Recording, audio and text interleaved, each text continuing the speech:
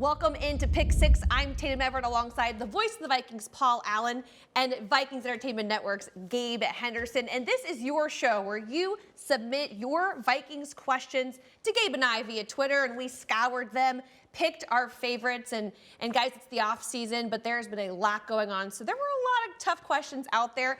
But before we get to those, we're going to start this show in the same way we always do. And that is with the best thing you saw on Sunday, PA. You get the first crack at it with 30 seconds. Hey, you know, there were so many great things from Conference Championship weekend, Tatum. But at the end of the equation, I couldn't be any happier for Matthew Stafford. You know, this quarterback languishing with the Lions for as long as he did, and not having requisite talent around him to even win a playoff game. Now, not only has he won a playoff game, he's in the Super Bowl, 2 games removed from bouncing Tom Brady out of the NFL. So he's a wonderful, wonderful man. I've met him, and I'm just really happy for Matthew Stafford playing in the Super Bowl. Languishing with the Lions. Love the alliteration. On the fan. Nice, nice. Well, Gabe, what was the best thing you saw on Sunday? Well, I'm going to stick with post-game antics. And antics in a good way. It comes from Odell Beckham and what he did following the LA Rams win over the 49ers. Consoling Deebo Samuel.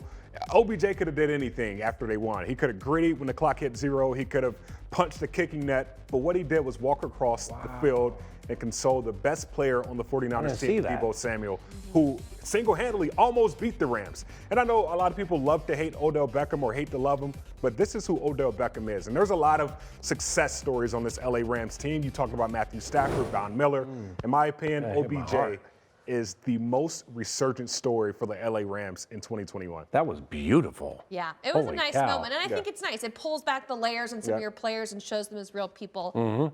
I love that about that. I really couldn't let another pick six go by without another LSU moment. Yeah, what a shocker. I just, look, if the Bengals had not won, I would not be here talking about Joe Burrow. And this moment in 2019, Tyler Shelvin carried him off the field when LSU finally beat Bama. And that's Tyler Shelvin again lifting up his quarterback as they're headed to the Super Bowl. It's like deja vu. It's a moment that you just can't make up. And I just want to add one other thing. Joe Burrow and Jamar Chase, 6-0 in playoff games together. Gabe, look on the left. Tatum in the background crying. Look at baby Tatum in the background just crying. I was. What about Jamar Chase and Jimmy Burrows? I guess Joe Their Burrow's dads? dad. Yeah, that was an crazy. epic shot, too. Yeah, I think Cincinnati's going to win the game, too. No secret to know who I'm rooting for in the Super Bowl. Well, let's move on to those Vikings questions, though. This one is from Real Super Dave at Superstats Dave. This one's just for you, PA. Yeah. On 9/12/21, the Vikings left Cincinnati with a loss in a game they could have won. At any point on that journey back to Minnesota, did anyone think this Cincy squad was going to be the AFC Super Bowl team? Statsy, what's going on? It's got all your albums. Super Stats Dave Hanlon loves Tatum, loves Gabe, loves the Pick Six, loves the Vikings. We love you. I didn't think Cincinnati was as good as they were going into the game. When I left the game, I knew it was a tough team in a tough division, you know, where Cleveland, Pittsburgh, and Baltimore were going to be handfuls.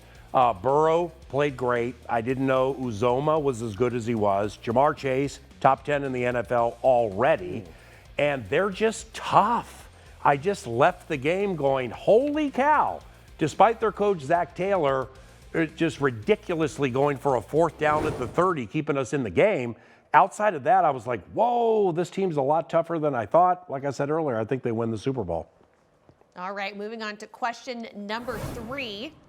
It is from Lo, and she asks, do you think now with new leadership we will see a new evolution towards the greatness that so many of these players have exhibited? Gabe, this one's for you. Low. Is that Falson or Flosson? Anyways, this new young leadership is exactly what this Minnesota Vikings team needs to have success going forward in the future. When you look at some of the past NFL teams that have had coaching changes or GM changes and had immediate success, a few teams come to my mind. 1970 Miami Dolphins, Don Shula. 2013 Kansas City Chiefs. We can even talk now, 2017 LA Rams. The LA Rams had 11 straight losing seasons before hiring Sean McVay. Now they're going to their 2nd Super Bowl in 5 years. Nice job. You look at it and you say, I always say these players are like kernels in the bottom of a popcorn bag, right? And then you mix this new regime. Nobody wants them. You mix the heat of this new regime, which ultimately makes popcorn. And you know what happens with popcorn? Must-see TV. Yeah, it gets stuck in your teeth, and Lord. it's problematic like Jalen Ramsey. Oh, LSU. LSU? No. Oh, Tim. sorry. He's Florida State. Yeah, Ooh, well, from that, Nashville. that was All right. football blasphemy, what I just did. But Sorry. he's guarding Not the guy from everything goes LSU. back to the Tigers. Yeah. All right, this question, back on the Vikings. Question number 4. This is for you, PA. What young defensive players could see more playing time next year? Skulllight asks this one. I'm going to leave you 7 seconds on the clock because I went long last time. What was the question? Just kidding. Cam Bynum, Cam Dantzler, those are the two. Bynum splashed in this Ravens game that we're seeing right here. And by the way, he learned he was starting like 6 hours before the game. Now, Cam Dantzler, you know, Mike Zimmer, one of the elite defensive coaches in the history of the NFL, doesn't necessarily mean the approach worked for everybody. Very curious to see how young Cameron jumps up next season. Speaking of Cam Bynum, though, a lot of people don't know when he got that call that he was playing in place of Harrison Smith, he was playing out of position. He was a free safety, and they moved him to strong safety because Harrison Smith was out. So the fact that he had to learn a new position or had to learn a new position in less than 6 hours, that says a lot about the knowledge of this guy. And going into year 2, I'm expecting bigger things. But what people also didn't know is that he ate popcorn before the game, and he had the kernels at the bottom of the bag, and he almost scratched because they were stuck between his teeth. But he's going to pop. He's going to pop. This show's sponsored by KFAN, but I feel like there's going to be a dentist office calling us really soon. God, I just for miss you that guys so much. sponsorship. I'm so hyper right now. We can tell. We can tell. Gabe, we have this question for you, number 5, from Maurice Stone. He asked, what's best for the future of the Vikings? Do they need to press the reset button on the entire roster or just make some moves and reload? There's no need to tear down the Vikings right now. There's too much talent on this roster to go to ground zero. Yeah, the offense is great, and yeah, the defense did have a few discrepancies. But when you look at the defensive side of the ball in particular, you got 3 Pro Bowlers coming back. You got Michael Pierce, Dalvin Tomlinson playing for another year together, and then you can build around those 2 guys. The salary cap goes up this year. The Vikings have 8 picks in the NFL draft. There's no need to tear this house down. The nucleus is there, the foundation is there. Sometimes you just need to add some brick and take off the vinyl siding on the side. I think the guys are going to be ready to play, and there's enough people in this building to be able to do so. Well, he's all metaphor today. I was going to say, one thing you can count on a pick 6 is a Gabe Henderson signature metaphor. Yeah. That's what I'm on here there. for. It's what you're here Over for. Redenbacher. Well, we're going to end with this question, and I'm really excited to get you guys' thoughts on this because it was a very big week here at the Vikings facility last week when they hired new general manager Kwesi Adofo-Mensah. The biggest takeaway from Kwesi's introductory press conference and meeting, PA, 30 seconds. I'm not going to need 30 because when it comes to cutting edge, design rules, margins, abacus, the whole thing, Bob Hagan's tiny legs, there's not enough time to talk about that.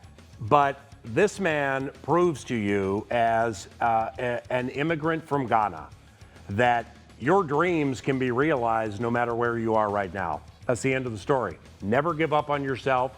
He never gave up on his dream. And I know we got the glitzy degrees and everything, and that's part of it. But this man has done a wonderful job to get where he is, won that job on merit, and I love it. Very nice, very nice. You went a little bit over. I know. But, I'll make up for it. 3-2. Gabe, we'll let you have 30 seconds on this one as well. Yeah, I'm going to just talk about just what I didn't see in the press conference, but the energy that was impacted inside the building when the cameras were off. When you look at this guy, the relationships he builds, the smile on his face, his energy is palpable. His knowledge is palpable. And I have a college roommate who worked with him the past 2 years in Cleveland. And right after the Vikings announced that he was going to be that Kwesi was going to be the new general manager, my guy texted me and said, "You guys have a really good guy, and he's a visionary." And coming from a guy in Kwesi, like you said, with a great background that he has, I think that only bodes well for success for this Minnesota Vikings team going forward. Yeah, I'm surprised that Gabe hasn't researched whether he likes fish because Mr. Metaphor would have hit us with, Kwesi, give a man a fish, he'll eat for a day. Teach him how to fish, he'll eat forever. All right, on that note, I'm just gonna lead my 2 cents in there and change the subject a bit.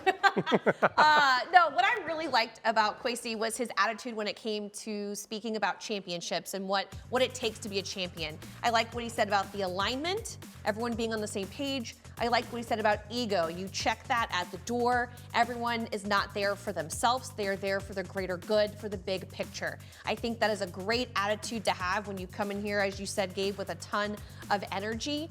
And so I loved that. I loved he talked about a holistic work environment.